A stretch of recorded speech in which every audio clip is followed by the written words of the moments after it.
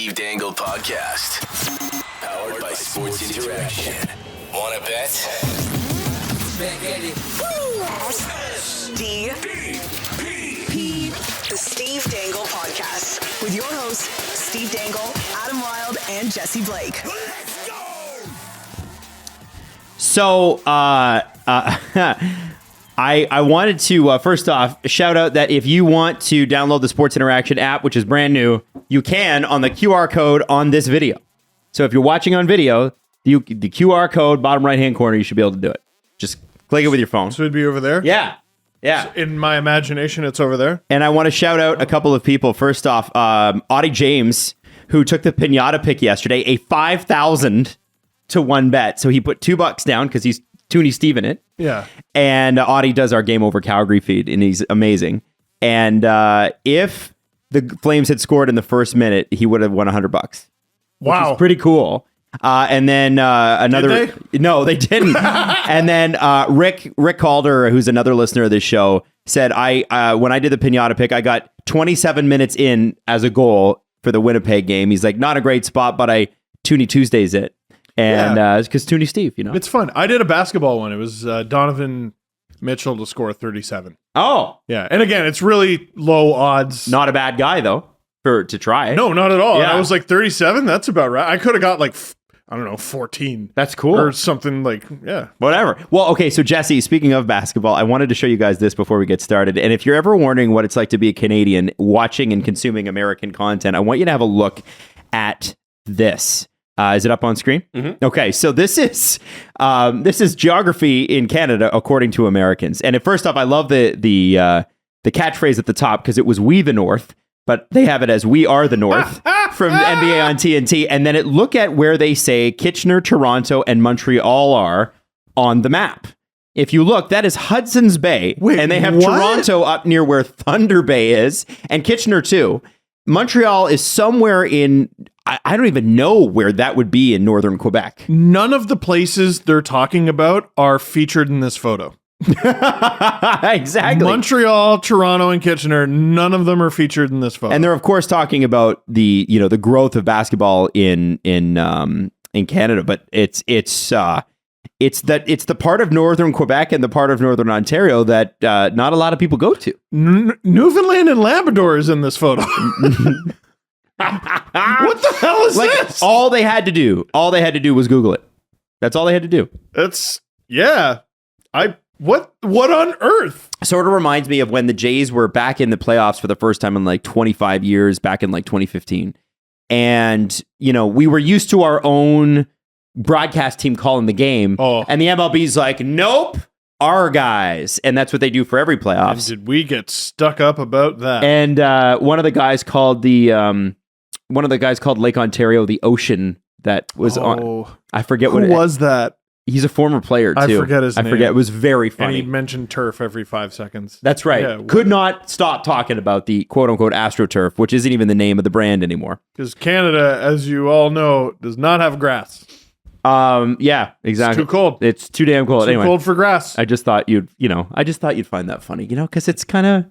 This happened with Rachel Nichols and myself when I was running the Tim and Sid account. Oh yeah, I want to see if I can pull up the tweet. Did you get the geography wrong? She was doing broadcast, and they brought up a graphic with Canada on it, and they had like. Canada was in Toronto was in like Vancouver or something, and then I screen grabbed it and I tweeted at her from the Tim and Sid account, and I was like, "Somebody teach them about geography or something." And then she replied, and she was like, "Oh, I got friends up there. I'm so sorry," or something like that. No. It's not like there's a lot to learn, right? Like we have a pretty sparsely populated country, so like if you want at very least, I would expect you to know some major cities, like we all know some of the major cities in the United States, right? Like the ones where there's hockey teams, yes. The ones where there's basketball teams. Yeah. If you pay any attention to sports, you should be able to name at least 25 American cities. For sure.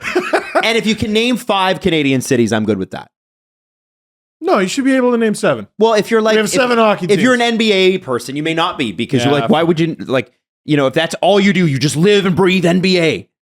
then maybe you don't. But I would expect, like, you should know Toronto, Montreal, you should know Calgary, Edmonton, you should know Vancouver, you should know Winnipeg, and you for sure should know Ottawa and like Regina, because Regina, it's the city that rhymes with fun.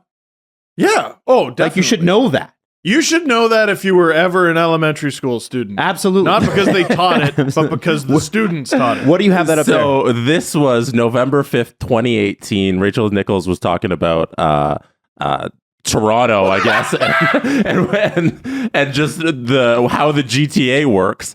And they showed a picture of the Great Lakes area. Please put that on the screen. It is on the screen right now. Yeah. And they have Oshawa up by, like, that's probably Ottawa. Oh, right? Yeah. No, that's yeah. And actually, it looks like Brockville, like even further than that. yeah, it's probably even past Ottawa. And Hamilton's at Windsor. Niagara Falls. Yeah. So I tweeted at Rachel Nichols and ESPN. I was like, someone needs to explain what's going on here. I put a little arrow to the map that was on the side of her while she was doing the graphic, and then she tweeted back at us, and she's like, "Oh man, serves me right. I mentioned both places because I've spent time in both. As a former hockey beat writer, I like to reminisce, but then didn't check the graphic as it was going by on the show. Please accept my humble apology and crude make good attempt." So So, the thing is, Rachel's you not can see how they tried. But what's hilarious is Rachel's not in the graphics department. Like, the way it works on a TV show, especially on like ESPN, is they have graphics people Yes. and producers their job is to go, okay, what's the map?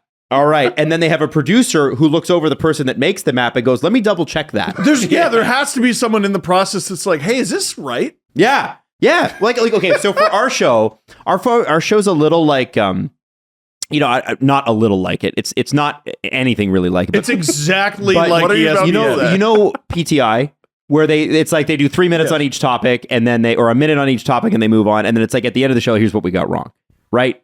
Which I like, because they're just flaming hot takes, and then it's like, hey, you were wrong here, and you kind of humbly accept your madness. It's pressure. With our show, we get things wrong because it's like we don't know where the topics are always going, and then you're trying to think of things off the top of your head or whatever. But a show like that would be super prepared. Yeah. And the NBA on TNT, super prepared. We know where we're going. It's not 90 minutes long. It's a 5-minute segment. yeah. You screw up under pressure. It's hilarious. It's just people not doing the due diligence. Yes. Like, and I don't if- get mad. Like, if you're making a map graphic, check that you got it right. Or don't.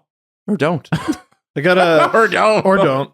I got a tattoo yesterday, and I was trying to tell a story, and several times during it, I forgot completely what I was talking about. I crumbled under the pressure, the pressure of the pain. Did you? 7 minutes. Are you somebody that can handle silence? 7 minutes. 7 minutes. That's.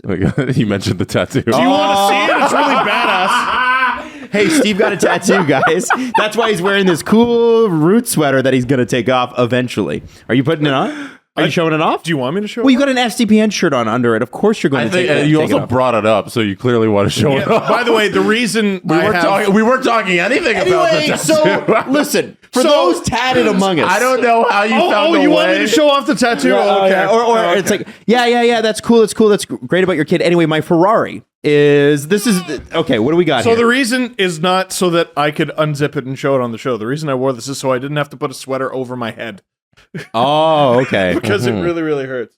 No, that basketball conversation Ooh. definitely had a lot to do do with with these tattoos. It was done. So Steve had a lion put on the inside, and now you've got a loon.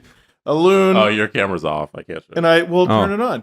I can't. You suck. Why? Yeah. Do you want me to turn it Anyway, on? I No, surrounded you it. won't be able to. The battery's dead. Surrounded it with leaves and stuff, and I got a sneaky owl thistle under there. Nice. Yeah, I think it looks Now- really cool. That's very nice. When you're getting Here, tattooed, go over to Adam's seat. yeah, come over. Yeah. Over there. Go in on there. close up. Let me see it. Let me show it. Yeah, it's right there. Yeah, sex. It's covered in tape. Well, hold on, but show the new one because everybody's seen the lion. Yeah. Yeah, there you go. Okay, hold on. There you go. This is great radio. Oh yeah, we're up. Listen, all you need to know is that it looks like a loon, but a very, very nice one. Can we shout out the artist again? Because she's amazing. They're amazing. Livia Zhang. Drop your arm a little low. Livia. There How's that? Drop it low. No, Too low. Don't drop it that way. There you go. There you go. Perfect. Livia has done tattoos for lots of people, and Livia does amazing work. And you know who commented on? She posted this tattoo yesterday. Akima Lou. What? And I was like, Does Livia know Akimalu? Like, I didn't know. Probably. Livia did a tattoo for Shawn Mendes, famously. I mean, that's the crown jewel. But her cousin thinks it's really cool that that Livia tattooed Steve Dangle. Right. But not Shawn Mendes. No. Let me ask you this: what do you like to tattoo? What do I like? No, to what tattoo? are you like to tattoo? Meaning, like, are you? Because there's certain people that cannot stand silence, and I always wonder, as a tattoo artist, like, you're trying to do your art, and then there's probably a lot of people that are super awkward, and they're like, I can't stand silence, so I'm going to talk to you throughout. I'm mostly chatty because Livia is mostly chatty. Oh, so Livia chats. Okay. Yeah, but then no one else does. It's funny. Like, we're the conversation for the entire room. Oh. But when she, oh man, like the back of the arm and the, like, here right now at home, pinch the outside of your arm, like and that's fine. Well, I feel these great tries, my muscle. tries, but then babe. pinch your inner bicep and ooh, Yeah. that hurt. Now pinch like the back of your arm, the back of your chest. Ooh, yeah. Now pinch it right by your armpit, and now pinch it by the bicep part of the armpit. Sensei. I there were times, and this is why I brought it up. Like, there were times where I just couldn't utter words.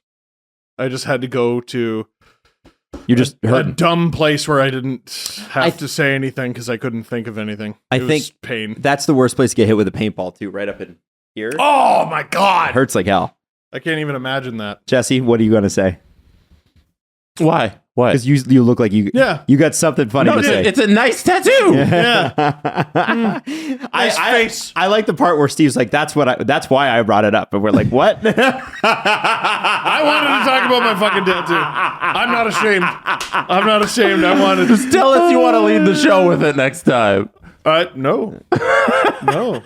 I'm not so egotistical that I would be like, Adam, I know what your plans are, but let me lead with the tattoo. Let me just shoehorn it in there whenever I get a second. Get I this tried. going. It didn't work. Sometimes you got to try stuff. Yeah. I want to ask you something. Like a map of Oshawa. I want to ask you Ottawa. something. Mm. I want to ask what's going on with the Calgary Flames. What's going on? They lost in overtime last night to the St. Louis Blues, How dare they? who are not great, and who Elliot Friedman has been speculating that the Blues are going to fire several people out the door. Like they may be the big team to trade with, and this might be a good retool year for them. Mhm. Wild card battle in both conferences is fascinating. Sure is. So I want to stay in the West for now, but I definitely want to talk about the East. I'm trying to figure out why the Flames, who were so good last year, I know that Gaudreau and Tkachuk are gone, and I know they're both having they're having good years on bad teams. Mhm. But you've got really good replacements. You've got, arguably, you should be a little bit better. Kadri, Huberdeau, and Weegar. Yeah. Yeah. What is happening here? It seems like it's not the talent. It cannot be the talent. The talent is there. What happened? What's going on? Well, you know how they say the best kind of trade is one where both teams get better, right? Like, there's the most notable ones are winners and losers, but when both teams get better, that's how you know it's a good trade. Both teams got worse. Florida won the President's Trophy last year. Right. They're not as good. They're potentially giving up the first overall pick. They're not better. Calgary is in the same boat. But Calgary has a far more realistic chance of making the playoffs, which is wild. Because, again, considering, can't emphasize this enough, Florida won the President's Trophy last year. Right. So what's going on with Calgary? Well, Darryl Sutter is losing the room at a breakneck pace, as Audie pointed out, talking about the Flames' lack of, lack of elite talent? Or lack of dominant talent. You just signed Jonathan Huberdeau to $10 million. So I think the guy who set the record for most points in a season by a left winger might be elite. He might not be elite for you. Or the system you want to play. Assists, sorry. Yeah. For the system he wants to play. Yeah. Yeah. And might I suggest that if you get a guy like that and he's not working out for you, it might be a little your fault. might have something to do with it. I think he was coming back from an injury. Like do you have Darryl Sutter's quote, Jesse? Because what I'm gonna say next has everything to do with it. The lack of preparation one. Read it. Maybe that's it. I don't think it is. But No, I don't think that. he didn't have a good press conference the other day, or it might have been last night. Yeah. Well, Jonathan scored right away, so I made it 3-2. But you're still. It's hard to score 4 goals in 1 hockey games. As this game goes along, I mean, are you happy with the way the third period goes? I mean, I'm fine with goal, but Yeah, you know what? We got to take the point, right? We didn't skate yesterday because the Harlem Globetrotters were playing in our building. We had to travel, and we couldn't skate this morning because 6 o'clock game. We better be thankful that we got a point, considering that a lot of our young players didn't show up. Lack of preparation, right? Got taken by the hand, some of these guys. is that just a learning curve? They've been in the league for 1 to 6 years, some of them. So is that just a lack of preparation? Was the change made to spark the team, or was it? No. You never hear that. A goaltender being called out directly by the coach. You rarely. I think the goaltender is the player most likely to be called. Can I just out make by a the coach. blanket declaration about Darryl Sutter and the Calgary Flames? Time to move on.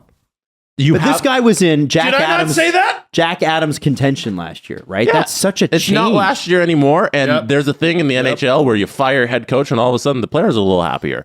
It seems like you Or have more a attentive. you have a great collection of talent. Nobody is denying that the roster is a talented roster of hockey players, and the coach isn't getting what he needs out of them. It's probably time to get somebody new in that locker room. And there's a lot of reading between the lines with Darryl Sutter. I don't want to extrapolate to the point of accusation, but he's talking about the young players and a lack of preparation, and we didn't skate yesterday.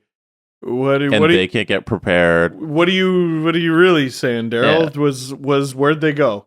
Where'd they go? Was there a dinner? Was there an after dinner? Is that what you're suggesting, Darryl? Like that's what I got the impression of. I don't know. Well, I have a hard time believing that a bunch of guys in their early 20s missing 1 60-minute skate makes a difference. Yeah, like It doesn't. the Harlem Globetrotters were in the building. You couldn't skate. You can't find any rink in Calgary? Come There's on. no rinks in Calgary. There's no Unless- ice in Calgary. I don't In think- January, there's no ice. You guys can't find a rink. If it's that big of a deal, Darryl, book another sheet. Well, he's I don't know if the rules allow he's that. upset by there's a we really do have to find that quote. I'll try to find it, but he's obviously upset to an extent with the roster construction. He's upset to an extent with the commitment to hockey from the players on his hockey team. And the thing I do, gotta give him, their goaltender outplayed our goaltender. You've been able to say that most nights with the Calgary Flames, which by dollars and cents, you shouldn't ever be saying. Markstrom's having a Bobrovsky streak where it's like bad season, good season, bad season. Whoa, I didn't know he was this bad. You want your dominant players quote? Yes, Okay. this is a big one. Steve requested this, just like he requested to talk about his tattoo. Yeah. But here, fast forward to the part where Darryl Sutter talks about my tattoo. 30 shots and then the lack of success when you're over 40 shots. What does that mean? Well, it means shooting percentages. You know what? If you just do it, there's always guys that have high shooting percentages and they have big years. Then the next year it goes back to normal where it's in that 12 to into there, right? So when you see guys that have a career year and then they go right back down, well, you look at their shooting percentages. So He really missed his calling as a funeral director. volume of shots is really important. But you don't have, it's the same old. You can use all that from a team standpoint and an individual standpoint all you want. When you don't have dominant players, then you have to take lots of shots. I mean, you want to just do it if you take just any history in it. And I've been through it lots where you say, well, you're a shot volume team. Well, you're a shot volume team if you don't have a lot of star goal scoring players, right? So if you take, for example, the Calgary Flames last year, the three players that led the team in scoring, you look at their volume of shots and their quality of shots, right? They scored 40 goals. So there's players that scored 30 or 35, whatever it was. Well, they had a high shooting percentage. That's why they scored 35. Doesn't matter how many shots they took. Most of your high quality shots come from me to the light. Right there. It's either on a breakaway, an odd man rush, or a rebound. So if that player's getting that shot, doesn't matter how many you got. And you could score 3 on 20 if one was a breakaway, one was an odd man rush, and one was just me and the goalie. Right? Really, when they call high danger shots, that's just what a high danger shot is. Basically, it's the player and the goalie. When you look at it, it's not through a team. Okay, so he's not saying that they don't have the talent for that. Yeah, no, he directly did. That's he very much what he said. I think he said that when you don't have dominant players, and what I mean by that is what I think probably what he meant, and it didn't come across that way, is we don't have players playing like the dominant players that they could be. That we had last year. I think the 3 guys he mentioned last year aren't on the, or 2 of them aren't on the team anymore. He mentioned the 40 goal scorers, right? He literally calls out management there, I think, in a subtle way, in a backhanded way, and says, we don't have the talent that we had last year because you got rid of the guys and you couldn't re-sign them, and you brought in these new guys that I don't like, who don't have the high shooting percentage, who can't put up the 40 goals. What the fuck is going on, management? Yeah. That's Darryl Sutter's way of saying that in not so many words. If I'm Brad, that's what I took. If Brad Treliving was an emotional guy, no, you're fired. You're fired. Oh today. Yeah, you're fired today. Fuck, you know what? To be honest with you, though, from what I've heard, from several people, the situation in Calgary as far as management goes is a little bit messed up because Treliving was on his last bullet after his last lifeline after Bill Peters. Oh, we were talking about him like he was totally out the door. And the one thing that sort of saved him is that Sutter came in at the end of that 1 year, and the team looked a little better, and then they looked great. And obviously now they stink. And they don't. I mean, they're still in the wild card, but they just let the St. Louis Blues, who are 2 points out of the wild card, or who were 4 points out last night, move within 2 points of them in Edmonton. Same amount of games played, and apparently the owner is the big Sutter fan. If Treliving had his choice, Sutter would not have been. It's Murray Edwards. So that's the rumor is that Murray Edwards is the Sutter guy, Treliving is not, and it's a question of which one of them survives this. Is it Treliving or Sutter that survives this? Because at the end of the season, if they're a wild card team, they could potentially both survive it. But I could see a situation where if the Flames don't make it, somebody's going. The NHL is both full of billionaire owners who I can't understand how they ever got successful. I think I can't understand it, because imagine this, okay? Imagine you're a control freak billionaire. You don't get to be a billionaire in most cases. Like if you didn't come from old money, like if you didn't have it passed down to you, you make all this money in business because you were super successful at something and you were probably super lucky. And then it's like, okay, well, I'm going to spend $1 billion on an NHL franchise and not manage it.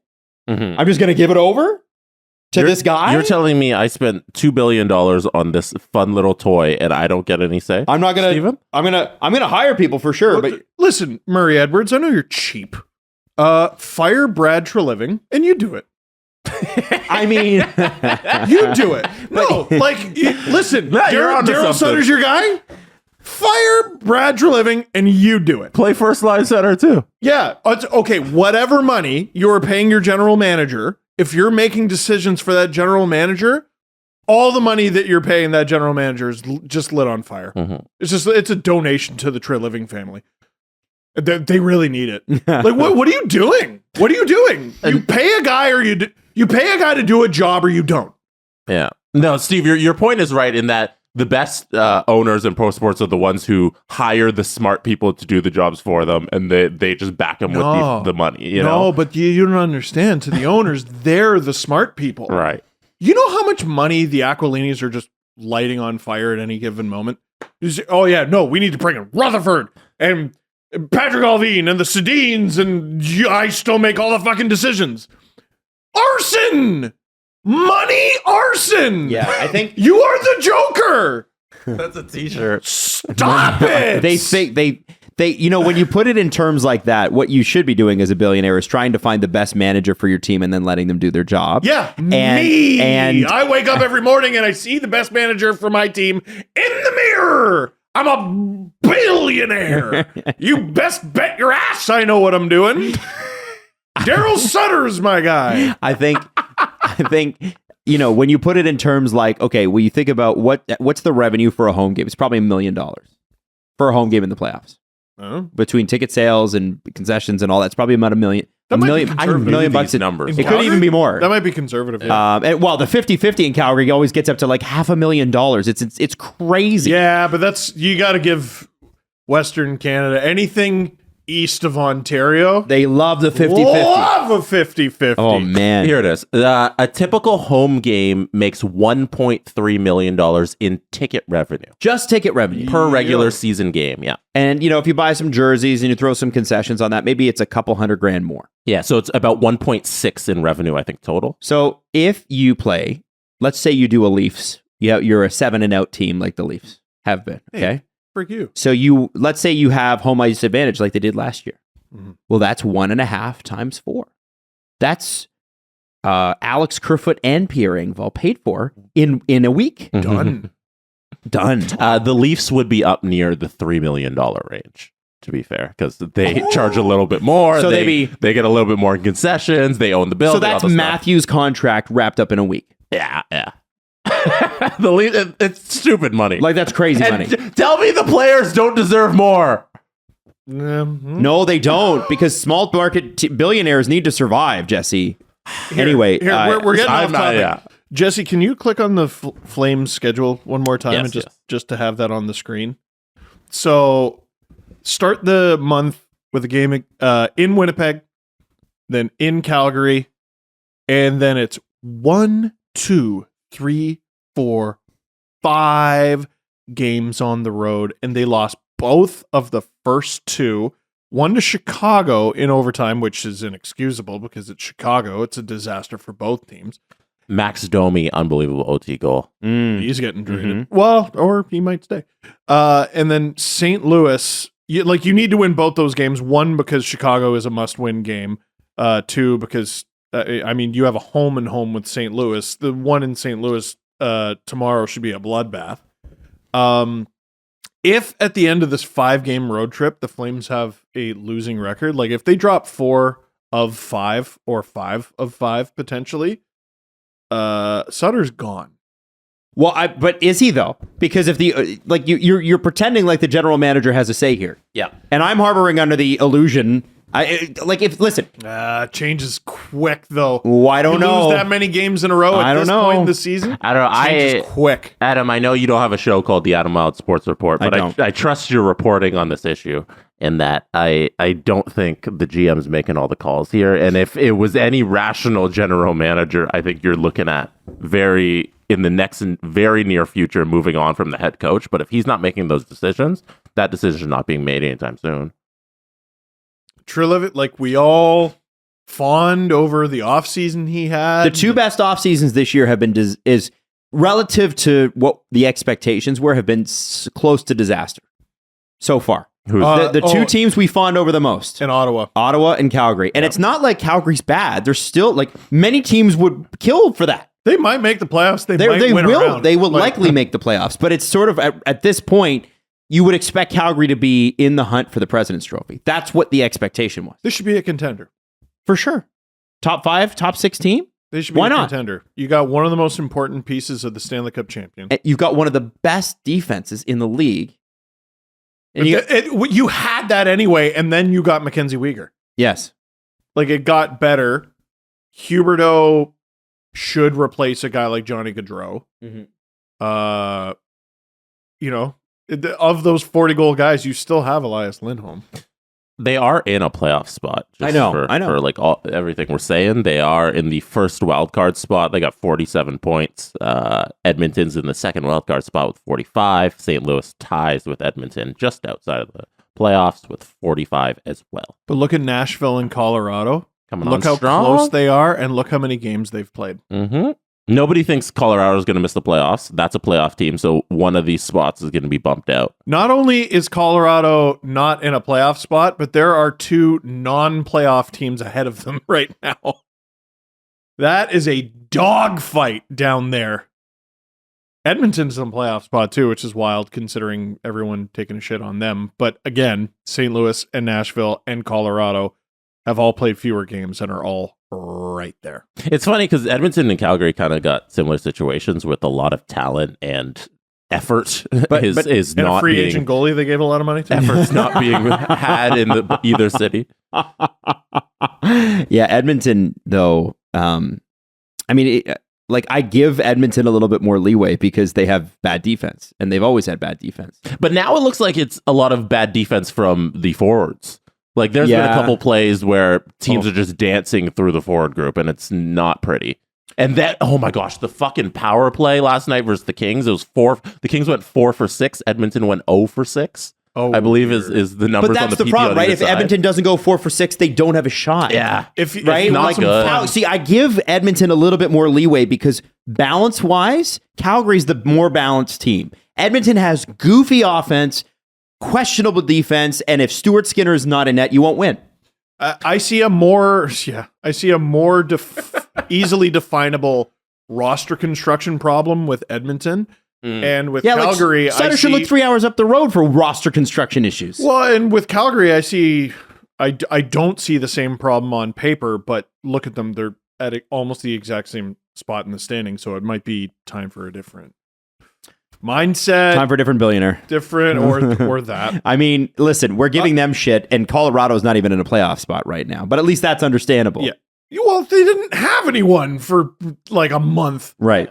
If you want some entertainment, by the way, Nathan McKinnon's highlight reel goal against Edmonton the other day, go and watch it. It is a highlight reel goal. The vast majority of it being a highlight reel goal has to do with Nathan McKinnon being an elite talent. But watch it to watch Darnell Nurse and Cody Cece's feet glitch at the same time. They don't move. They don't move because they both just go, fuck. In those situations, is it a hat pick or a dang it? Yes. Well done. It's both. It's Well both. Me and producer Nick decide, and we are not above putting one in both. And in the Tuesday hat picks video, I go, look at how amazing this is. Isn't this amazing? And then on Thursday, I go, now focus on a different part of this clip. What a couple goofs. It's funny. Hey, let's bring Dave on. You can bet that with David Bastel. Brought to you by Sports Interaction. Get in the action and make a play. 19 plus. Please play responsibly. All right, Dave, welcome back. It's the new year.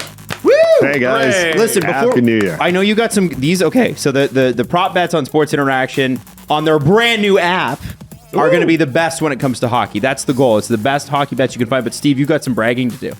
You had a good winter break, my friend. I'm not. Now I'm not so sure. Why not? Because I Come told on, you tell guys. me more. I told Let's you guys do it. that my record is unreal, and Yeah. I checked, and it's just sort of normal. Yeah, it's like any kind of decent better. You're at probably like 55%, And you know what it actually is? It's like I've won my last 2. There you go. So That's pretty good. I do 2 things. That's pretty good. I'm a dirty coward, and I take the favorite, Okay. like the heavy favorite, and I will also, if a team, my underdog bet is if a team is losing like 2 or 3-0, I just go and I'll throw $2 on them because it's 2023 in the NHL, and sometimes they blow it. The big screw up for me is the true. first time I tried that, it worked. Yeah. And now I'm like, well, it's going to work every time. And I think it's worked once. Now, the first one we got to get to is obviously the Leafs and Preds tonight. William Nylander to get a hat trick. Dave, what are the odds on this? Oh, wow. Yeah, you know what? I threw this one on specifically for Jess because I know we were talking about, the 50-goal club with Nylander and more than Matthews. And I'm like, you know what? Hey, let's see how many goals he could score against the Preds. You get it at 51-1. What? That's pretty good cash. Even, hey, Steve, Toonie bet on that. $100 right there. Boom. Toonie bet on Nylander hat trick tonight against the Preds. I'm doing a Toonie bet on that, and I'm trying to find it right now. I'm fairly certain Willie has scored a hat trick against the Preds before. There it is. Dangle's doozies. It has its own section. Dangle's Doodles. That's the way to do it. Different. Matt Doodles. Duchene. Yeah, that's a different one. Ontario-born player coming back to play against the Leafs. Will he score a goal? What are the odds here, Dave? Yeah, 270 for Duchesne to score. He's been pretty good for the Preds in the last couple of years after having a little bit of a hiccup year here and there. There's no former friends on this roster, which is kind of crazy because usually there's some sort of Leaf connection, but Especially of course there's always going to be an Ontario-born player. So, but yeah, that's weird. I like that. Pride of Halliburton. Have you ever been to Halliburton, Ontario? I have not. So you don't know the euphoria of having breakfast at Cozy Corner. What is Cozy Corner? Cozy You're starting Corner. to tempt me. You don't know about Cozy Corner. No.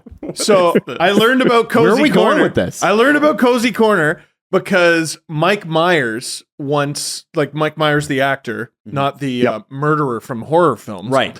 Yeah, Friday the 13th. Yeah, he was in Halliburton. I can't remember why. And he went to Cozy Corner. And the staff were like, oh my goodness, it's Mike Myers. And he said, oh, just make sure it doesn't end up in the paper. And then it did. And so what he did was he brought the paper and showed it to Conan O'Brien years and years ago. Do you remember when Conan O'Brien recorded in Toronto for like a week? Yes, I do. Yeah. So they talked about the Cozy Corner. And then we went to Halliburton with my parents. And I'm like, well, we got to go to Cozy Corner. Amazing P-Mel bacon. What is Really happening? I'm so glad that we had that conversation. Now we know. That's where Matt Cozy Duchene's Corner. from. Okay. He's from Halliburton. The Matt Duchesne odds are really good. That's all I know. Yeah, It's those are good odds. they're like What are 3 the to 1. odds? 3 I to will 1. go to Cozy Corner. Also, a couple bets here that you can take. If you believe Matt Murray's got it back online, like really online, Matt Murray shutout versus the Predators. What do we got on the odds there, Dave? Yeah, 8-1 there. I also threw on the UC Saros just in case you were going opposite and say, hey, maybe the Preds shut out the Leafs. I don't see that happening. I'm cheering heavy for the Leafs tonight just because the Preds are part of that Central Division. I want nobody winning in the Central Division outside of the Jets. So big belief in the Maple Leafs tonight. Yeah, Matt Murray 8-1. Toonie bet gets you $16, Steve. See, why do you keep catering this to me? What is, what, man? UC Saros was 64 saves the other day. That guy's bananas. Oh, yeah. I'm going to bet on that not happening again. So he's ran out of saves is what you're trying to tell us. That's right. Yes. Okay. He's all done. Dave, thanks so much as always. And we're looking forward to having you back on Monday. And it's good to brand new year, my friend. Happy New Year, fellas. Thank you. So it's officially confirmed. And you should be concerned. No, you shouldn't. Austin Matthews is on a rest day today. Will not play tonight. What? It looks like who's the guy they brought up? McMahon? Bobby McMahon. Not Vince McMahon, which we can talk about later. Actually, I'd like to discuss that. Bobby McMahon will make his debut, and it's funny. Oh, he will. Yeah. Oh, I hadn't seen that yet. Yeah, which is good for him. Yeah. The first line center? What do we need to know about the Bobster? Oh my God. What we need to know about Bobby McMahon is when I saw the Leafs called him up, I was like, he's on NHL contract? I forgot. Okay. I honestly forgot they ever signed him. He's 26 years old. He's a winger. I mean, I assume. Do they have the line rushes? He's going to be on the fourth line. Please tell me the line. Oh, let me Surely. see. I'm going to have a look and see if I can find it. And Mark Masters usually has. But without Matthews, I hazard a guess. If it's only one game, they might have Willie up the middle. What do we got, Jesse, from Dave Alter? I don't have it there. Who is usually... That's not today. No line rushes. Never mind. I was about to pay you a compliment, David. You suck. What about Mike Stevens? Doesn't look like anybody's tweeted the lines yet. Looks like Yarncroke, Tavares, Marner, Bunting, Nylander, Engvall, Kerfoot, Kampf, McMahon, Aston Reese, Holmberg, Dryden Hunt. Wow. So they are, you know, it's interesting. The last show we gave you a lot of shit about the Joseph Woll, he should come up and get a tryout thing. And, you know, it looks like that's what they're doing. Also, Matthews getting a break is probably a good thing. It was funny. Cam Sharon tweeted, he's like, the Leafs are already giving rest days to their stars because they already know who they're going to play in the playoffs.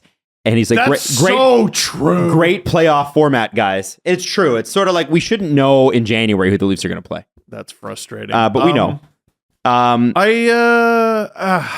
You know what? It's their number one center out for what sounds like one game. I'm not going to get too worked up about the roster construction. And also with Sheldon Keefe, you don't get too worked up about the roster that he starts the game with, because it's not what he's going to end with. Oh yeah, blender for sure. Yeah. To me, the bigger issue is TJ Brodie's on injured reserve. So we don't know how long he's going to be out. I thought it was very interesting that now he's out with a rib injury, and the one before was an oblique. And then Keefe said that neither of them are related. It's a rib injury that he's been playing through the whole time, and like he got an oblique injury that kept him out, and that had nothing to do with the rib injury. But they're so close. I'm sure it's a little related. Yeah. Everything. I mean, you enter one thing, screws up everything. Yeah. Right. Like, his back injury and his shoulder injury are unrelated. Well, no, yeah, they are. Right. A little bit. I'm no doctor, but like they're pretty close. Doctor? Yeah. They need TJ Brodie. Hopefully he'll be okay. Riley Hall has been garbage every time I've seen it, except for last game. So hopefully they were good. That was good. Hopefully that trend. All three pairings were good. Sandin, Liljegren, Giordano can't play bad with anyone, so let's have him not play bad with Connor Timmins, and who is, might get 3 points tonight and be a point a game player. And Riley Hall. I'm just, they're so high up in the standings and they've played so well, so consistently. I can't get worked up about one rest day for a player who is very realistically, believably, probably banged up. Yeah, and still on pace for about 40 goals. He's fine. He already fine, hit 20. Everyone. Yeah, he's good. A-okay. Mm-hmm. I'm not worried about it. Yeah. I'm a little scared. I'm spooked of Nashville because they're playing really well lately. And UC Stars can just stand on his head and they can get a couple goals and they can win tonight. And like, I'm not going to be concerned if the Leafs drop this game. I want to see what they're made of. Mm-hmm. It's depending on the effort, obviously. Given how the last forever playoffs have gone, I don't actually mind these let's see what they're made of games. And I like how many, let's do an over-under on how many face-offs Willie's going to take tonight. Mine's 3. Sheldon doesn't like him there. I don't think he's going to play there very much tonight. I think we'll see. It's probably one of those where Kyle called down and said, let's just give him a rest day and let Willie play some center, and you may have to do this from time to time in the playoffs. So I hate Willie at center. Yeah. He's a great winger. I thought you were a supporter of Willie at all times, Jesse. I do, and that is why I want him in the best position to succeed at all times. Because Jesse also put, how much did you put down on Willie scoring 40 goals this year, or 50? Everything I could. Yeah, that's a Sports Interaction, and I'm wondering how he's feeling about that. Now I figured out why he's upset about it. Yeah, because I want him to succeed, definitely for him. William Nylander, we've tried this so many damn times. Engvall should probably be playing up the middle. I wonder if it's on their strong side. Engvall takes one and then Willie takes the other. That's 100% what they're going to do. No, Steve's very right in his assessment that like we start the game with this. Keefe just mixes it up as we go along. Yeah, Kerfoot will probably get some shifts in the middle. Holmberg, I think, will get moved around a little bit. Kampf, maybe. I'm not worried. Mm-hmm. Mm-hmm. One game. Now, with the Leafs and with the positioning that they're in, and they're probably 60% very likely to play Tampa. Okay, Boston, consider losing. Let me ask you this. Yeah, because ever. It's insane. That's crazy how they're doing. I want to ask you, I was thinking about this. It's game, 42, 43 for them tonight? 42 tonight, yeah. So it's officially the second half of the year. Ooh. If you're Sheldon Keefe and you know those are the odds, are you still taking it one game at a time? Or are you saying, guys, let's stop fooling ourselves? It's like, because there's the athletic, let's be brutally honest. And then there's the athletic, let's completely mindfuck ourselves, gaslight ourselves into believing that this is true. Like when Tom Brady he finishes number 1 in the league and nobody believed in us. Right. Remember when he was with the Bucs and he won the Super Bowl and everybody's like, that's what we thought would happen. He's like, nobody believed that this would happen. And we're like, Tom, everybody believed that. Thomas. But for some people, they need that motivation. Right. Is this one of those brutally honest coach moments where you go, okay, guys, here's the realistic, unless you fall off a cliff or they fall off a cliff or some other team goes on a Boston tear, we're probably going to play this team. Why don't we start preparing for it? Why don't we start playing the way that, and not that they haven't been playing great, but is there not some sort of preparation now that you think goes into every night? Like, remember, that's what we're facing. I think they had that conversation probably. When did training camp start? September 15th? Yeah. Mm-hmm. You think we're probably playing Tampa or Boston. And they were right. Okay. And so I think you go into each game prepared for the team in front of you, but I do think they are generally organizationally preparing for an inevitable collision course with Tampa. And, you know... Like, you have to dictate your trades based on that too, right? Yeah. UC Saros is on a heater, and he made 64 saves the other night. And if the Leafs lose the UC Saros, them's the breaks. Fuck that. You're preparing to face Andrei Vasilevsky. Score some dirty ones. That's what you got to do. They lit him up. Mm-hmm. How did they lose that series scoring as much as they did on Vasilevsky? Every series, there's an about it. Why can't they just get their ass kicked? Fuck. Or win that one. They could do that. Anyway, sorry, where was I going with Andrei that? Vasilevsky and UC Saros on the opposite spectrums of the goalie height scale. UC Saros is a part of the small goalie crew. He's the tiny man, and Andrei Vasilevsky is the Michelin man. Also known as the Pang Gang. Darren Pang. That's not the what anybody Pang says. Gang. You know what it is. You know what it is. I love Darren Pang, by the way. Jail. Under the... Oh, God. Is there anybody with better energy, more positive energy than Darren Pang? I loved working with Darren Pang. Apparently he's just a beauty, like a great guy. It was really brief, and it's not like I had a big role in it, but just behind the scenes, I loved working with Darren Pang. And he probably wouldn't even remember my name, but he would, because he's Darren Pang. He's Darren Pang. I think the biggest mistake they made is they didn't have a segment just called Kids Table with Darren Pang and PJ Stock, because both of them just have that like puppy golden dog retriever energy. Yeah, golden retriever energy. You would never think they both could match each other in that regard. They should have had that and just had literally given them a topic and a table covered in like brown paper and crayons and just had them go off. Like you're at Montana's? Yeah. Like you're at Jack Astor's and all right, so PJ, tell me what you saw in this play and just have him literally draw it on the table with crayons with Darren Pang. Here's what the goalie would have done here. Holy jumping. Yeah, no, he was a great guy behind the scenes. Tug of war. The percentage of goalies being good broadcasters is very high. The hit rate is unbelievable. Kelly Rudy. Oh yeah. Just my favorite. We need to have Liz Knox on a show just to have like a goalie consortium and just find out like, hey, why are goalies so different? And also, why do you guys have such great personalities? Yeah. And also, why are we all also drummers? Why do we get along so well with drummers? Goalies and drummers. Goalies are the weirdos of the hockey team. Oh, and drummers are the weirdos of the band. Yeah, for sure. Oh, 100%. My dad's a drummer. Why do you think I ended up this way? Fair Do you enough. think I was raised by two completely normal people? One who's like a metalhead and the other who worries. You proposed the question like you were either of those though. Yeah. So I was a little confused when you were saying when you said we, I was confused. I'm like, are you a goalie now? You understood the phrasing. Yeah. too. No, well, sorry. What I meant to say was I was the Maberly Crescent Road hockey goalie. So I'm part of the guild. Yeah, this guy also Makes sense. That Also, was before the OHL, right? and the tattoos. And that's No, now I'm hardcore and grunge. How was the World Juniors that year when you went? It was good. The Latvians iced a competitive team. Yeah.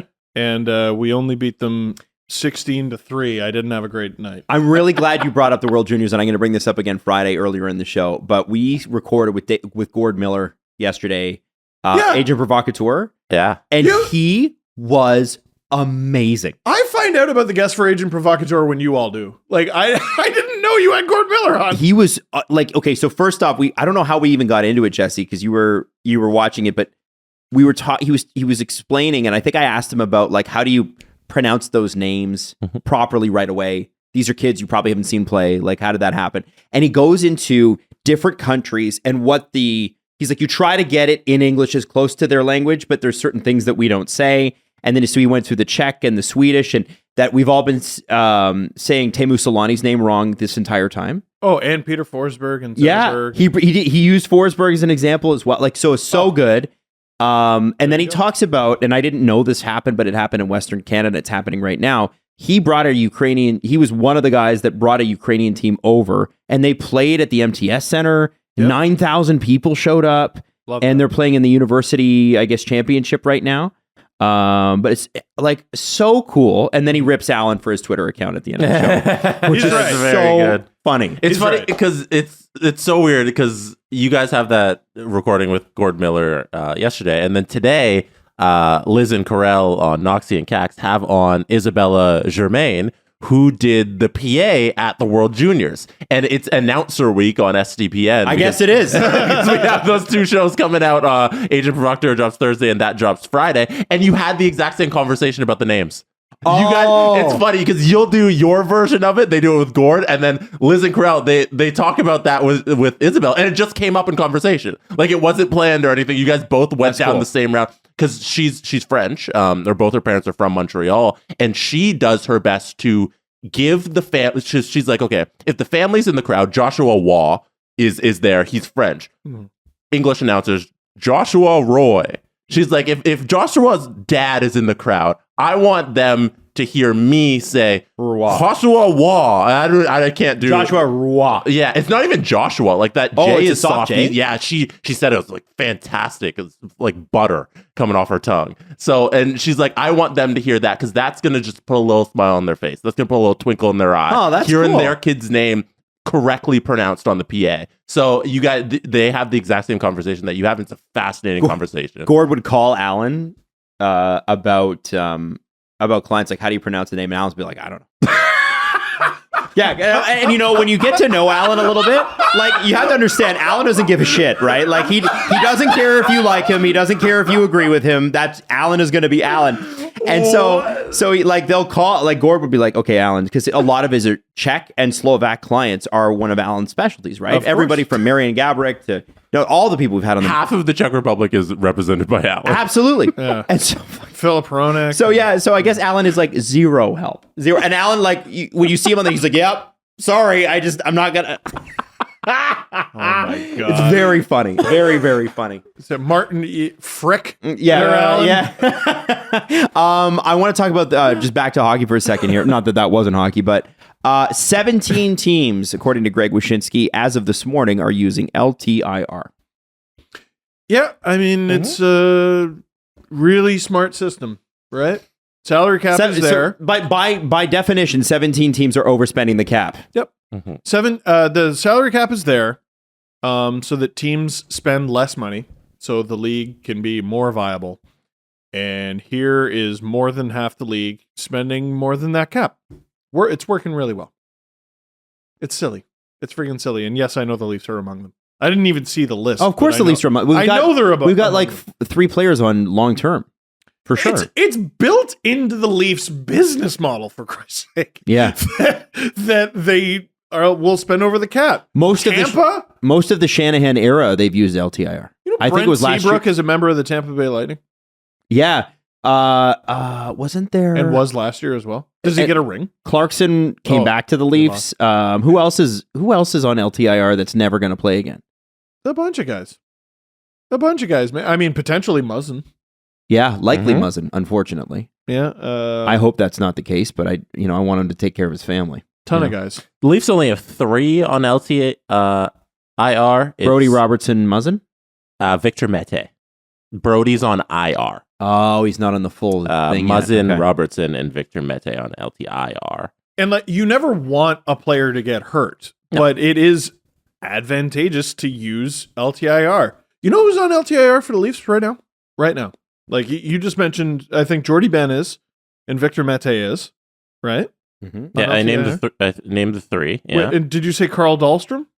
No. He's on season opening injury reserve. So he's on, like, that guy doesn't even start the season. It's a different. There are different tiers to injury reserves. There's a season opening injury reserve, and Amirov is on there, and Carl Dahlstrom's is on there. Amirov's on there? Yeah, Brodie. That's surprising. Yeah. Really? Yeah. I guess he was with the team. Yeah. I hope he's all right. We haven't really gotten an update in a while, which where are you going with these? I don't know. Well, sorry. When I saw Dahlstrom was put on injured reserve, and maybe I have the way this works wrong, but I was like, isn't that actually kind of advantageous to the team? Because it allows them to put a guy on LTIR, and it's not even a guy from their roster. That's why I think it's not the LTIR season opening. Okay. But Mete is. Mete's on That's LTIR. not one of their top 6 defensemen. No. And he's on LTIR, so they don't lose anyone from their roster, and they get the benefit of LTIR. Yes. Or they don't get, you know what I mean? So if you call a guy up from the minors, he gets put on LTIR, you are sad about it, but your books, your soulless, cold books that have no emotions, are not sad about it at all because it gives you more money to spend. So just an explanation on season opening injury reserve. That's a non-roster designation available if a player is on a 2-way contract and played a minimal number or 0 NHL games the previous season. Okay, so the Leafs don't get any benefit from that. Yeah, that's a non-roster designation. That's they're not going to play. Throw them on that. To be honest, that is the way it should be. Right? Because wouldn't every team go to some player who's, I mean, they have no realistic shot of playing regularly in the NHL. They're near the end of their career, and just be like, "Hey, how's about we pay you a full NHL salary for an entire year, and you don't do a thing. You don't even got to show up to practice." And what do we get? We get nearly an extra $1 million on the cap. It's funny because a team like Montreal, they didn't make that designation with somebody like Carey Price. You know, he's on LTIR because he's Carey Price, you know, so they have Shea Weber with Vegas. Yeah, Shea Weber with Vegas. They have the Vegas Golden Knights between IR and LTIR. They got 7 guys out. Look at that list. That's a long list. Vegas is a long list. Vegas's LTIR right now is Shea Weber, Robin Leonard, Zach Whitecloud, Brett Howden, and Nolan Patrick. And then they also have on IR, Pavel. Give me his last name. Dorofeev? Sure. And Shea Theodore.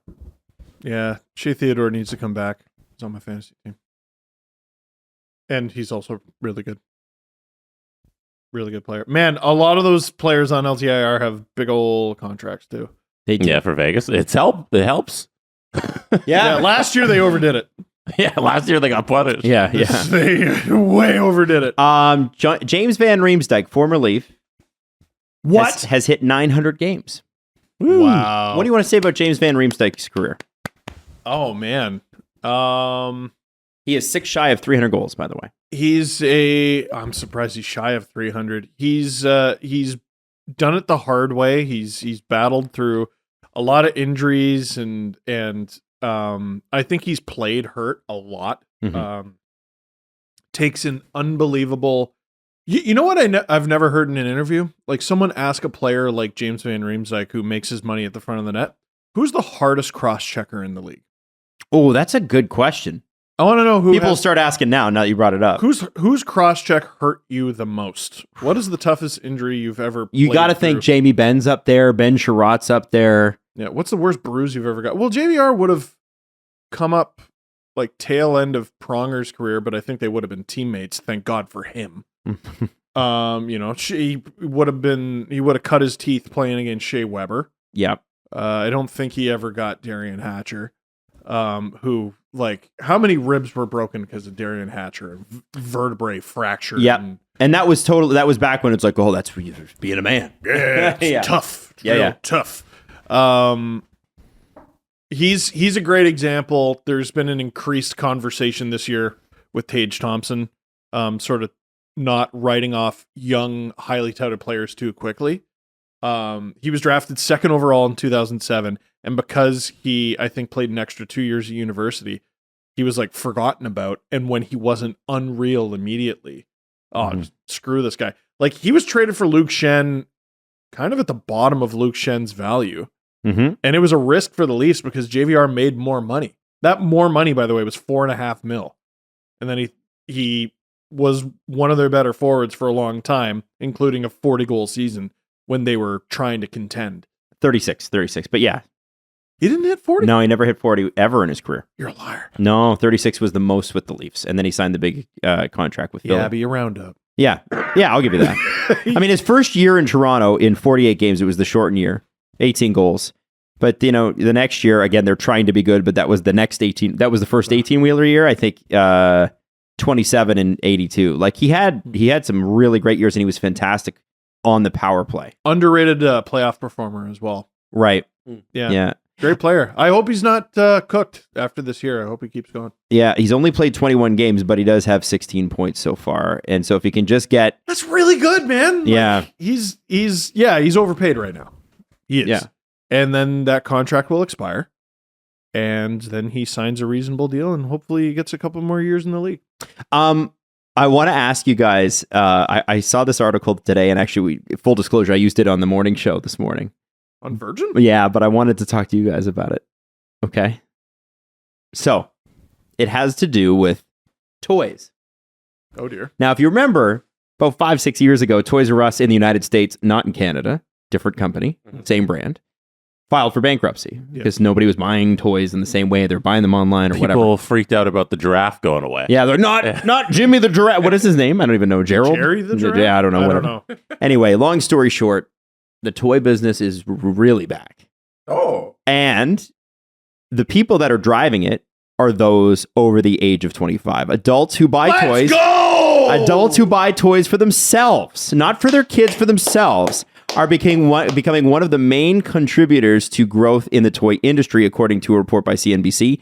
They account for roughly 1/4 or 25% of all toy purchases, totaling $9 billion annually in North America. I can't believe that's it. I thought it'd be way more, honestly. I account for $3 billion. What was the last toy you bought, not for Leo, but for yourself? I found a place called Rats, WRAT, in Ajax. Mm-hmm. It has all those figures that I have up on the wall. So I was just like, because they're actually getting harder to find.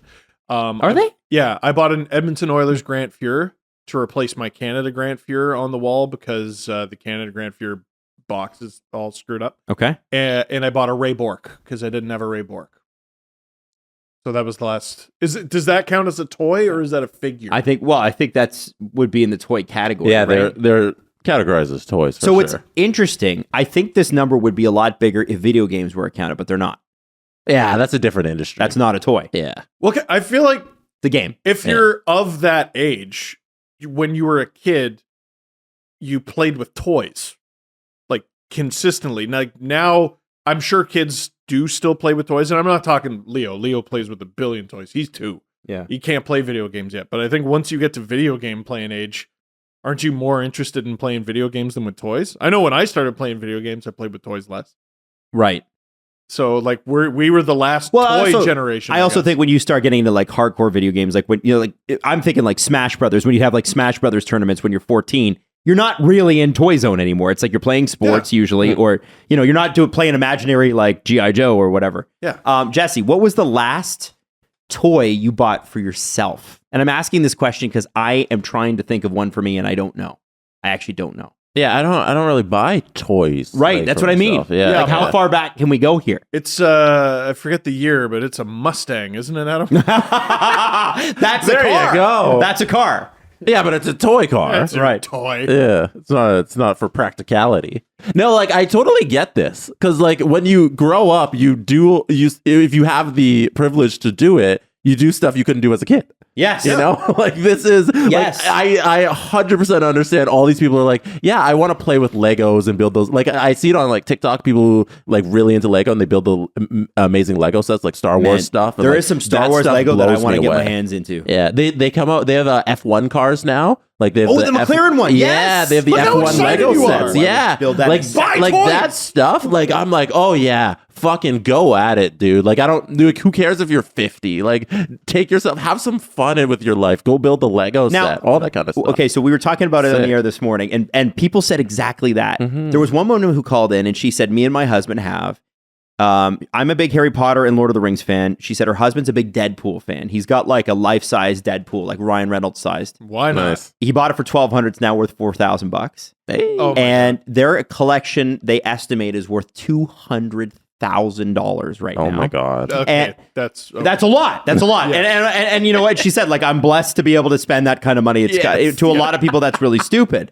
And whatever, like, to each their own. If it's your money, you spend it the way you want to spend it. I'm not going to judge. But I think she said, I didn't get and he didn't get the toys we wanted when we grew up. Yeah. And now that we have worked hard and we've established ourselves, we are going to get the toys we want. And I thought, you know what? Like, who's going to hate on that? It was always you know how I talk about Leaf tickets being a treat? And they are. I didn't get very many, just here's a toy. Like, it would have to be a birthday, Christmas, and on very rare occasions, if I did well at the end of the school year. Oh, that's nice. Yeah. I never got rewards for that. So that's a good March birthday, June for school, and then December. That's spread out pretty decent. And I made them last for years. For sure. Years. When I got wrestlers were my thing. I got wrestlers. I would make them wrestle each other. I had the ring. I got a ring when I was like 6, and everyone fought each other. And it was a great combination of the wrestlers. And then, like, I got John Smith from Pocahontas, and he was a wrestler. And Woody from Toy Story became a wrestler. And Megabyte from Reboot. Oh, he'd be a good wrestler. His finishing move was the choke slam at him. Is that what you said? That's what I said. Really creative, Steve. Yeah, for sure. Oh, and I would have WrestleMania around my birthday. I made like a card. No. Like, yeah, and here's the opening card. And this guy, his finisher is the Hurricane Rana. And, I'm learning this for the first time. I used to do the same thing. Idea. I used to have little wrestling figures and I would build a full card and stuff. Yeah. And it was a lot of fun. You might think that's weird because I was 27, but I was like, this was last week, right? I was like 12. He's got his Ferrari bed basement right now with no furniture in it. So it's and that's what it's interesting that you did that. Cause like, okay, so my whole thing was, I don't know why, but like, I just, when I saw Star Wars for the first time, it was magic and it stuck with me for like, my parents could have got me a Star Wars toy for birthday and Christmas right up until I was like 14 years old. And then I would have been fine. Right. Like I would have been like, great, this is amazing. Maybe 14's a little old. And I remember I would like set up other toys as though they were in Star Wars. So, you know, those little green army men that everybody had? 100%. People like my green army men were also a part of Star Wars. And it was very, very important. But one thing I've noticed is that with some of those toys, and I'm sure wrestling's like this too. I wasn't into wrestling as a younger kid. I wasn't allowed to be. I get it. Those toys have got to be worth a fortune now. I remember seeing the X-Wing fighter that I had growing up, and you had your X-Wing, and then you'd press down on R2-D2, and it would go into attack mode. So the arms would, like the wings would go out, and that's the attack formation, right? Yeah. And I saw it for $350 without the box. And I always wondered who the kids were. And remember that scene from 40-Year-Old Virgin where it's like, do you know what kind of discipline it takes to not take these toys out of the box when you're a child? And I do always wonder, how do these toys stay in the box until now? You know the Lego movie? When Will Ferrell won't let his kid play with it. Because he glues it all in place. Leo loves the Blue Room, but I'm Will Ferrell. I'm like, please don't touch that. I understand it with the Blue Room, though. That's work. It's right? good. It's a great exercise in discipline for him. Because we don't touch. His new thing is we never touch. But I can't help myself. And I'm like, I know he'll find this cool. So like I had this little Russian doll leaf thing that I got from a fan in Mongolia. I remember that. That's very cool. Yeah, and it's Perestroika dolls or whatever they're called. Matryoshka. Matryoshka. I think. And this one's P.A. Parento, and you take it off, and this one's Leo Komarov, and you take it off, and this is Nazem Kadri and Tyler Bozak, and it was the first time Leo had ever seen that toy. Oh, he's never seen a toy inside a toy. So I opened it, and he was like, "Oh, that's just what? That's not." He's 2.5. What? You're not going to believe it. If there's another one in there, holy shit, there's another one. Anyway, I say all that because Leo has not fucked up the Blue Room. That's what a good boy. Anyway, I just thought that was interesting to bring up because, I have to say, having a 3.5-year-old now, going to Toys R Us is awesome. Going to Toys R Us as a baby, it's like, well, you're looking at baby carriages and whatever. Now I'm like, let's go to the Star Wars section. And she's like, okay, I don't even know what this is, but we're going to go. Daddy, look. And that's why I get a lot of, Daddy, look. Wow. Oh, it's the best. Still in the basically a cat phase. Basically a cat. You give him something stuffed or a box.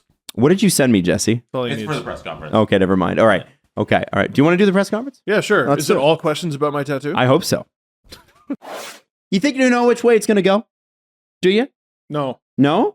I'm generally very confused. Okay. Well, if you do ever figure yourself out, you should check out Sports Interaction and make your bet, whatever your sport. Sports Interaction has you covered.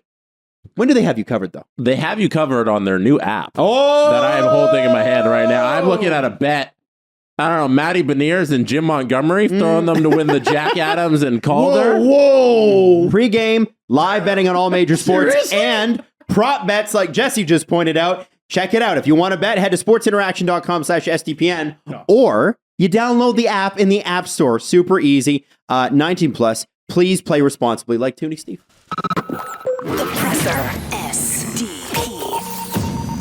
The Steve Dangle Press Conference. All right. Join us on Discord. We have an SDPN Discord. You can join at sdpn.ca. There's a little link that says join us on Discord. Click that and head over to the press conference questions server channel where you can ask questions like El Celdo did. Ooh. El Celdo said, "Sup, nerds?" For the press conference. The QMJHL needs a new commissioner and has a public job posting for it. Please choose which one of you should apply for it, and what would your first move be? Adam. Steve. Wow. No. You and Jesse. I. No. Let's take a look at this and see if Adam is qualified to be commissioner I don't think I am. I think of the it's Quebec Jesse. Major Junior Hockey League. They have the roles and the duties and the services all laid out there. Adam, do you want to go through this? Okay. Well, we've got, let's say the role. The application of constitution, regulations, and policies of the QMJHL, protection of the integrity of the sport, negotiation and representation, investigation and discipline, dispute resolution, creation of committees in their sole discretion as may be required, establishment of the commissioner's office. They didn't put the most important one, which is knows the last one. This is hockey. Let's stop kidding ourselves. Took me a second. Yeah, that's true. Suitable candidate must have the following skills and qualities. All right, here we go. Ability to reflect and use one's experience for better decision making. Knowledge of a high-performance sport community. Ability to mobilize stakeholders towards the same objective and work within a collaborative environment with all actors involved. Strong and adaptable interpersonal skills with good sense of diplomacy. Ability to understand and interpret laws and regulations. Ability to enforce them and take disciplinary action. Expertise going beyond field of sports. I would imagine that you have to be you have to be a lawyer. Adam, you're 6 for 6. And here's the thing. The next commissioner must have strong communication skills and demonstrate political and influencing skills. Well, I am an influencer. 7 for 7. I'm kidding. Ability to speak in public in front of cameras. Can do that. Well, you're not going to have them all. Yeah. Ability to easily communicate orally in English and French, formally and informally. Knowledge of the brand of the QMJHL and strong marketing presence in public relations to support and reestablish the This is interesting. Strong marketing and public relations to support and reestablish the prestige of major junior hockey. And I think that says something because they obviously believe that the prestige from major junior hockey has taken a major hit, and rightfully so. Yeah. So that's interesting that they're, is Hockey Canada even doing that? I mean, I know they're better now. The board's better and everything. I don't think the organization has done anything yet, but I know that they've got better people involved. That's a fascinating, wow. 5 to 8 years of experience in a position of influence and strategic management, experience in human resources, budget management, interpretation of and application of laws and regulations, and negotiation as an asset. So you're basically a lawyer who's done something else. I think it's fascinating that it's publicly posted. Yeah, I think that's the most interesting thing here. Isn't that the law, though? Don't you have to? I don't think so. No? Okay. I mean, I don't remember ever seeing something like that. the head of they're doing a search for the head of the new of the NHLPA, the new head, right? Right. There's no Is that job on LinkedIn? description. Like, do I go on what is it, monster.ca and look up that job and apply? Like, no. They're gonna go get all the heads and they're gonna go find the candidate, right? And then interview and go through that whole process. But I thought it was very fascinating when they threw this in the press conference questions channel that, hey, we can just go read what it's required to be a commissioner of major junior hockey. And, you can also hold them accountable with it. When they screw up, you're like, hey, are you protecting the integrity of the sport and also showing expertise going beyond the field of sports? They bold words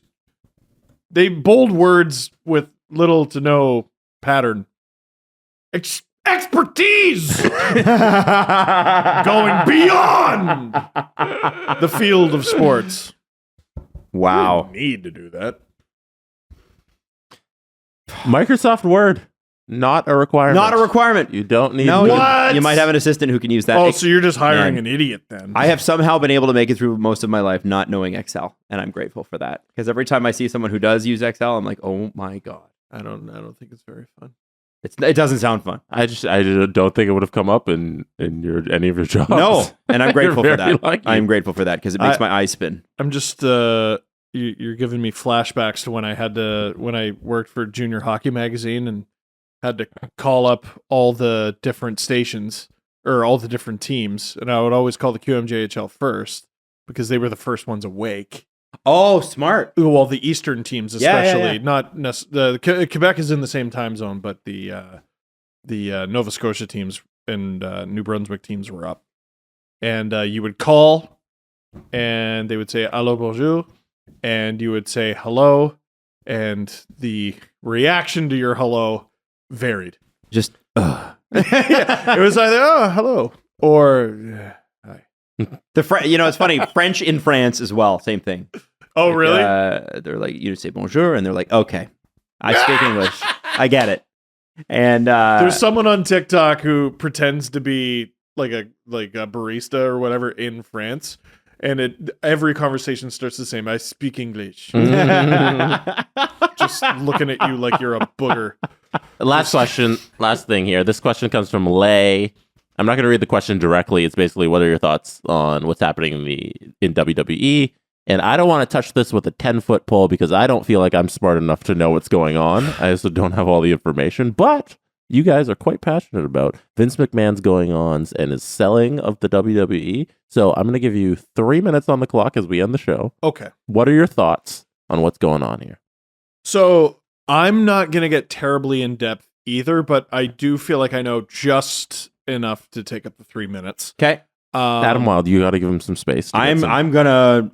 You said you want to comment before you got. No, you, Steve, you go. Okay, so I think people want to hear what you have to say, Steve. Don't filibuster the whole time. No, take it. Give your co-host some time. Take it. a variety of things happened in wrestling this past year. It was one of the most dramatic years in terms of story in professional wrestling in recent memory. And a lot of that centered around Vince McMahon. Now, his 2022 started real hot. He was in WrestleMania, for God's sake.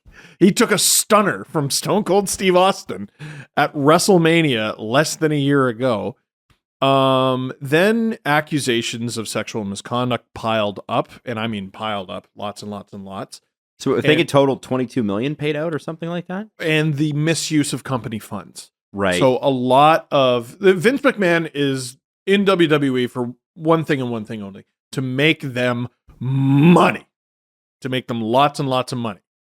And he allegedly misused company funds to pay hush money for the many accusations of sexual misconduct. Not all of them, I believe, were settled. And he made his way out of the company because it was very obvious he was bad for business. Triple H, Paul Levesque, takes over creative, and Stephanie McMahon, after resigning, ends up rejoining WWE. and Triple And they're H, married, and they're a married. power duo, right? Yeah, Like so they're- Stephanie McMahon is Vince McMahon's daughter. Triple H is Vince McMahon's son-in-law, but Triple H very obviously, from a creative standpoint, saw Vince McMahon, saw a lot of Vince McMahon's decisions as bad and changed them. And the reason for that is they were bad and needed to be changed. A lot of his story decisions frigging sucked. And there should be no working 70-plus-year-old billionaires. You're 70-plus and a billionaire, go to a beach. Go away. Go to a beach, go away. Which would have been great if he did that. It still wouldn't have made him guilty or not guilty of what he was accused of. Emphasis on the guilty that made him not guilty. Yeah. So basically, what's happened, I don't quite understand how, but when he left the company, he didn't fully leave. Well, he still owns part of it, right? Yeah, so he's come back. Several people have been punted to the side, and WWE's board is now packed with pro-Vince people. Stephanie McMahon has Resigned. She's resigned again. And WWE has allegedly been sold to a Saudi group that I believe is government. Are they? Is that the fund that owns Live Golf as well? Yeah. Yes. Exact same company. Yeah. It's the Saudi Public something fund, the Public something or Development other. Fund or something. So WWE, which is publicly traded, Public Investment Fund. Public Investment Fund. WWE is publicly traded, will allegedly now go private. And the problem with that is when a company is publicly traded, there's a lot more transparency and you're held accountable by people who invest in you and the shareholders and everything. Now it's going to go private and they can do whatever the fuck they want. The latest is with no also scrutiny. that they were not sold, that a deal is not in place. Oh, It's not, there's, and this is why I can't do longer than this, is there are a million rumors out there. A deal has not been done, but it's rumored that a deal is in place in principle. And for a lot of people, they're done with professional wrestling forever. And for a lot of people, they're done with WWE. And I have a hard time blaming them because Vince McMahon is a cartoon villain monster of a person. Look at what he's doing to his own family, let alone, to people not in his family. And, the Saudi investment group might not be the greatest bunch of folks either. So after 5-6 months of genuine optimism for WWE, this is one of the darkest days in their history. Mm-hmm. and I think too, and this is what's been interesting about the business side of it for me. I always find the business side of sport interesting, or sport and entertainment, I guess, in this case. And it's Darren Ravel. Oh no! Well, no, I don't want. I don't want to be as beloved as Darren Ravel is. Everybody loves him. I want to see your 50-yard dash. Yeah. No. What I find fascinating about this is the WWE forever has been able to really. They've only really been challenged a couple of times with WCW and what was the other one? WCW was the major challenger, but there was TNA. Yeah, WCW was the only one that really challenged them. And then they bought them. TNA was a legitimate